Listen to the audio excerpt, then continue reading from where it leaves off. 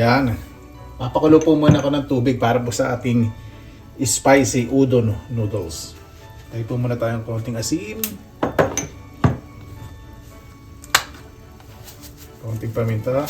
Ginahan ko pa upoy dahil hindi na magdano karamihan ng tubig.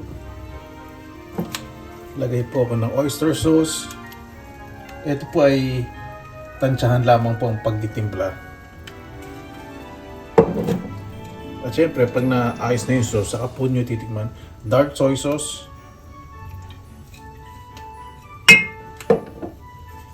Patis.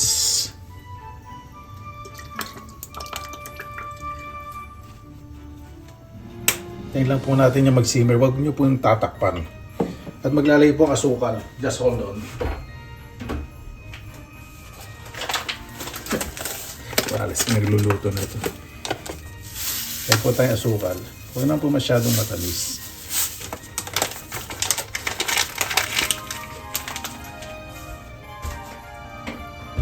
At maglalagay po ako ng garlic oil.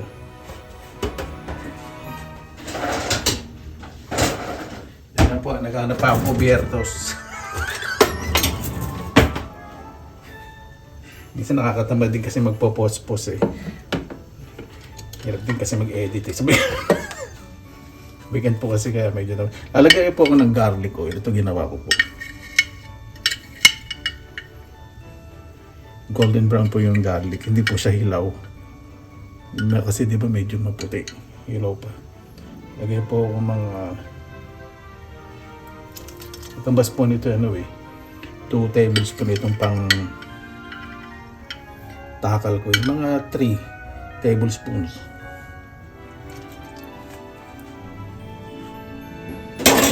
Patuloy lang po natin yan.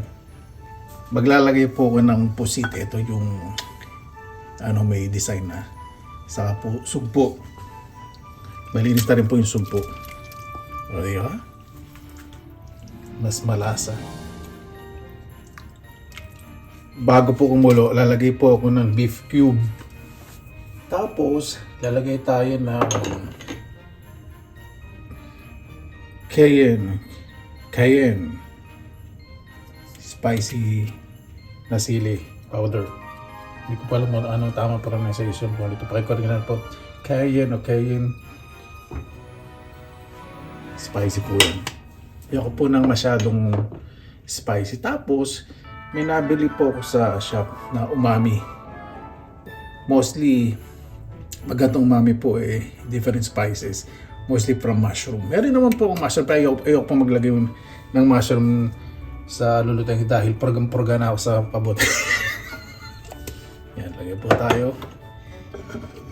Give it a little bit stir. Lagyan ko po ng sili, labuyo. Ang labuyo pong sili, maraming klase. Pero pinakagusto ko po yung siling pala, yung maliliit. Yung talagang masasabi natin sili natin sa Pilipinas, di ba? Paborito ng father ko yun eh. Pero si Papa hindi na siya masyadong makain na maangang. Bihira na lang. Yan. Kailan po natin kumulo yan. At matunaw po yung beef cube na nilagyan natin. Ayan, kumukulo na po. Napakabango. Lalagay ko na po itong udon noodles. Hindi ko po alam saan po nakakabili sa Pilipinas ng ganito. Udon noodles. Pag titingnan po ninyo, fresh na fresh. Pero hindi pa po luto yan. Matigas pa po yan. Kaya kailangan pakuluan. Yan po natin. Napakabango. Grabe. Tatakpan ko po para mabilis pong maluto ang udon. Hininaan ko po ang apoy para hindi po malasog-lasog po yung udon. Kasi na last time nagluto ako niyan, medyo malakas yung apoy, nalutak yung udon. So ginagawa ko po ngayon medyo mahina. Lagayan lang po natin ng chives o pinong spring onions. Napakabango. Etong style na pagluluto po na to ay sarili ko pong invention. Pero napakasarap po syempre ng resulta. Sa presyo pa lang ng hipon sa kanong pusit, hindi ko po alam kung makapagmukbang pa tayo sa mga susunod na linggo. Joke lang po, misa lang po talaga. Po, napakamahal po talaga dito ng pusit. Lalo na po yung ganyan. Yung ganyan style, yung malinis na may pautot na hiwa pa. Naku. Pero gusto ko rin po sabihin yung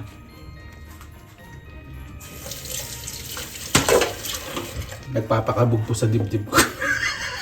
Pag magpe-prepare po ng mga pagkain. At lalo na sa kabuhayan ko. Okay? Siyempre, enjoy natin yung ating pagkain. Siyempre, pag mga ganito, alam ko na mamahaling yung ingredients. Sinusugrado ko naman malalaman ko yung niluluto ko. Hindi mapupunta sa waste o masasayang. Diba? Panganda po ng resulta. Yan lang po. Totoo na po kasi yung ating udon. Takpan natin. Patayin na natin ang apoy. Ready na po yan. Kaya na po tayo. Mabuhay yan!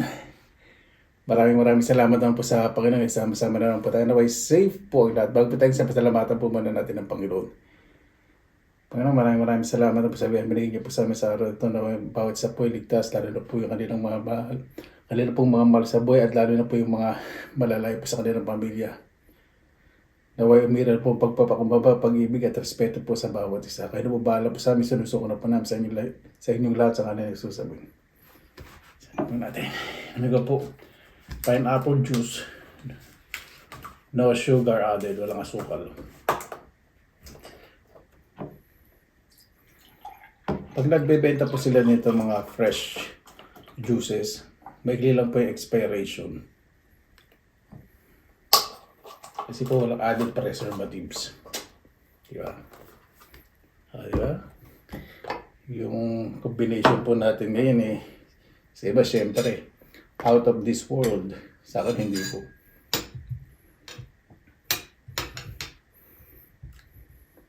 Okay na okay po ito. Ito kagagawa ka lang po ng makalawa itong burong sibuyas. Pero pwede na yan. Wala na yung tapang yan.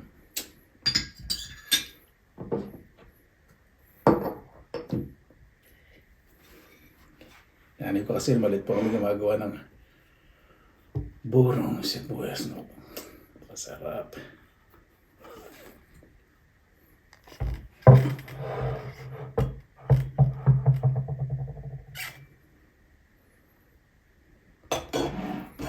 Excuse me. Kaya ba sando ko yung udon. Kaya.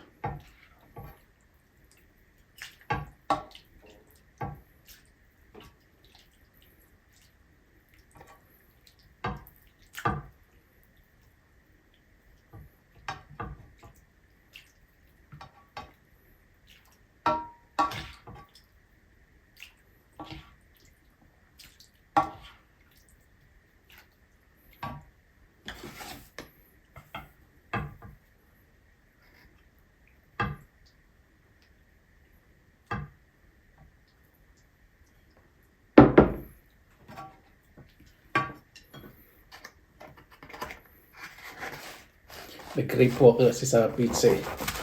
Sabi ko gusto ko ng pizza sa noodles. Itong pizza in-order po.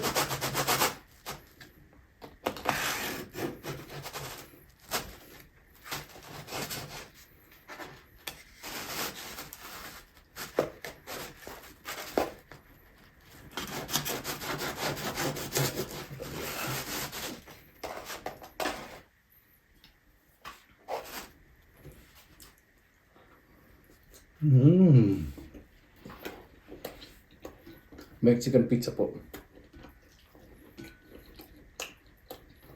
Hop.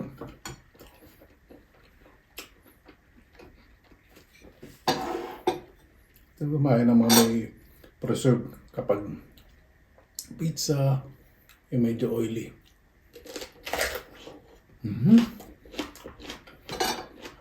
Hop. Mas lamang yung tamis sa sibuyas.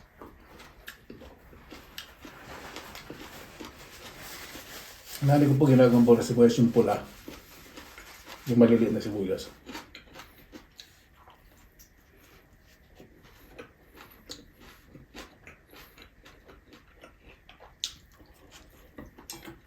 May konting sipa pa pero okay lang.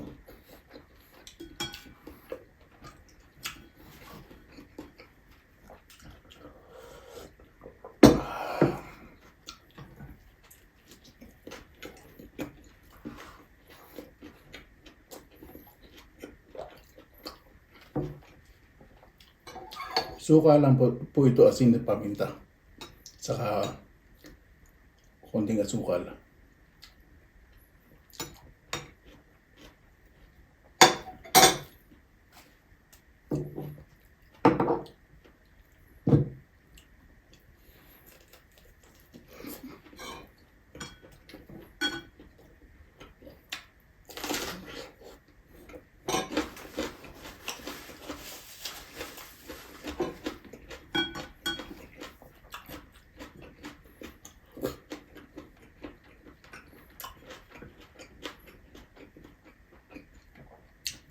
Medyo lumalabas yung tapang ng sibuyas pero hindi siya hindi ba hirap kainin. Itapang pa.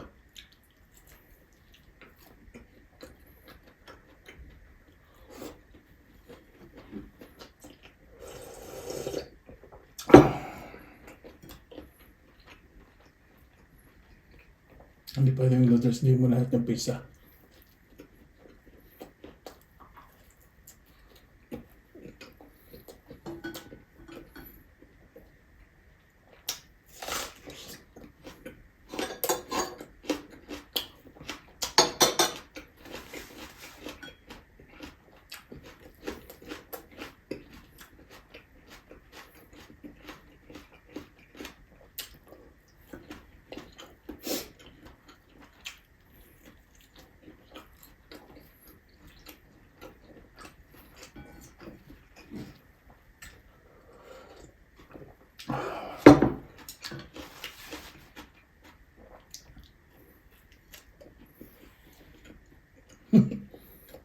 Ang sarap ng kombinasyon.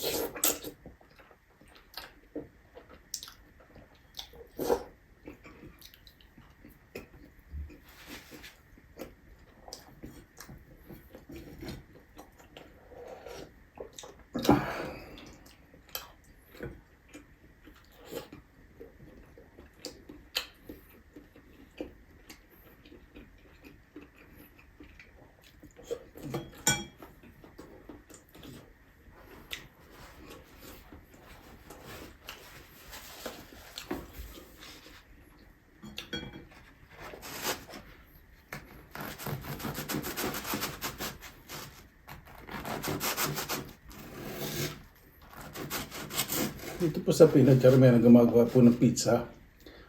Mga Turkish or Middle Eastern. Sarap po.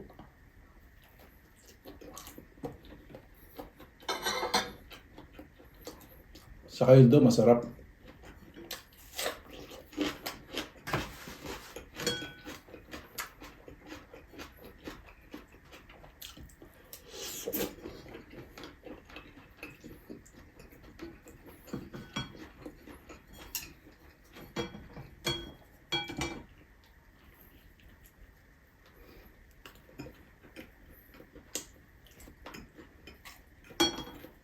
Makapal yung keso.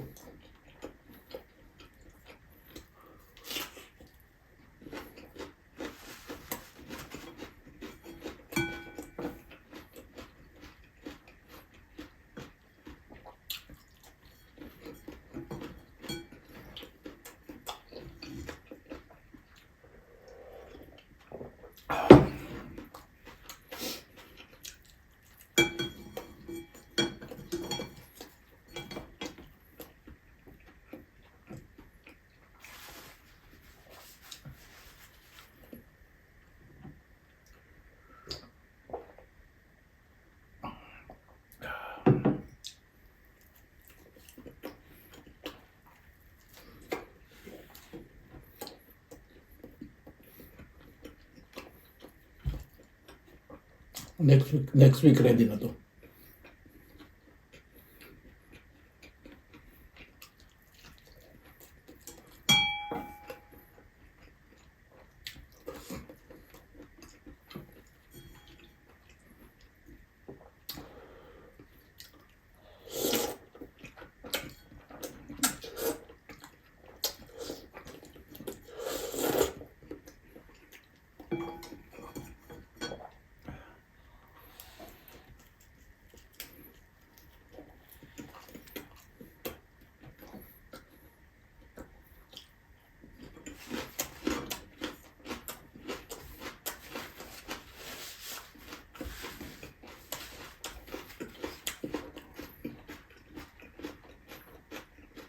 Dati may nagbebenta po dito ng pizza, yung silaki ng mesa. Dinideliver pa. Tapos ang mura po ng benta. Sayang nagsarado na. Siguro hindi profitable. Pero napakasarap po nun. Nagmukbang po sa beses matagal pa, hindi ko lang anong taon. Isang mesang pizza, laki.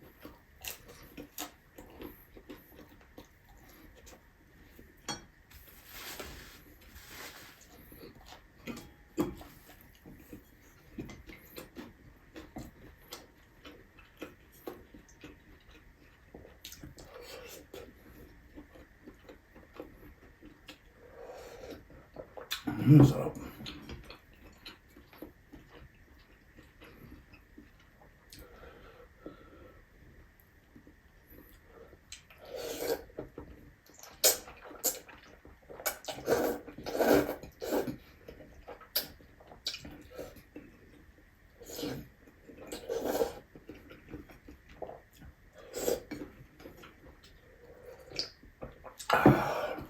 May napanggang. Sir, mo nakabuhanit pa giniginaw ako eh. Medyo malayo ko dito sa loob.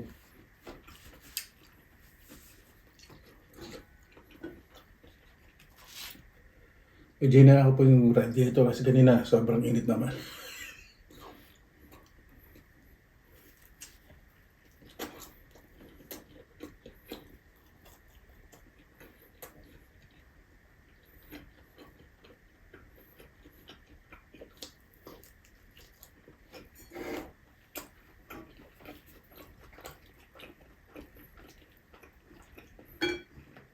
Meron po itong jalapeno, pepperoni, pineapple, open niya. Tapos yung cheese, hindi ko alam, 3 klase.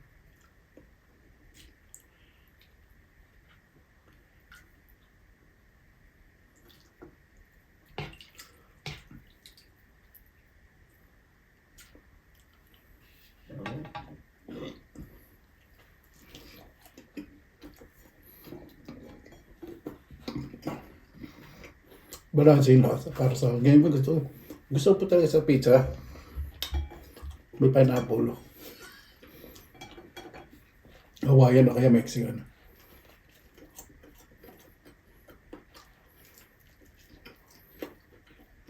Saka may jalapeno. Balanse yung lasa. May anghang, may tamis, may alat, may asim.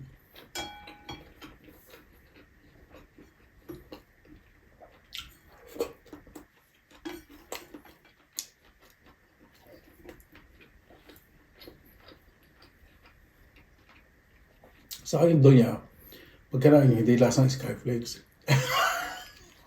Hindi naman sinabi hindi masarap yung Skyflakes. Kasi masarap po yung Skyflakes, paborito ko po yun. Hindi sabihin sa pizza, hindi po siya cracker texture. Wala po kasi sa Skyflakes, kaya paborito ko po yung pagbabayad po ko nun eh. Sa umaga yung pong inaalmusal sa Boss Lalo.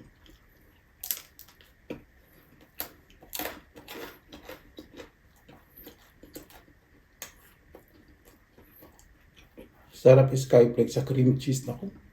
Sa jam. Okay, so peanut butter yan. Skyflakes sa peanut butter. Gusto ko rin po yan.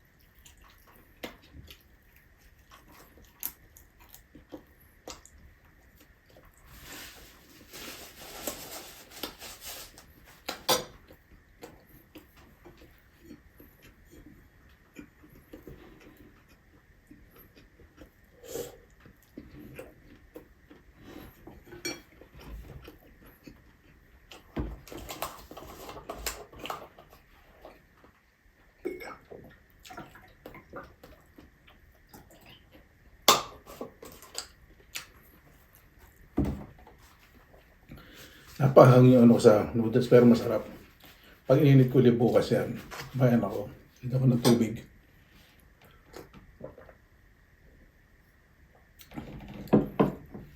Yung cayenne na sili na dried, maanghang. Naparami lagay ko. Kasi medyo ako pa ng sili. Pero yung lasa winner na winner. Masarap. Tama-tama itong sa taglamig.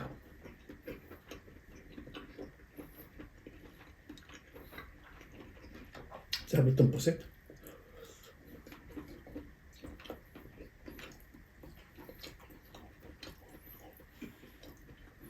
Yung pusit po na yung cuttlefish. Yung mas malapad po yung katawan.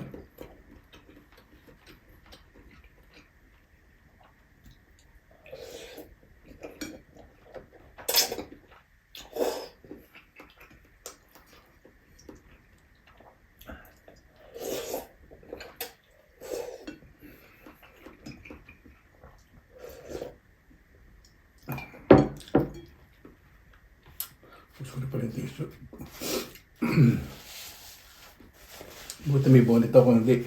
Ang bawis ko tumatagaktak sa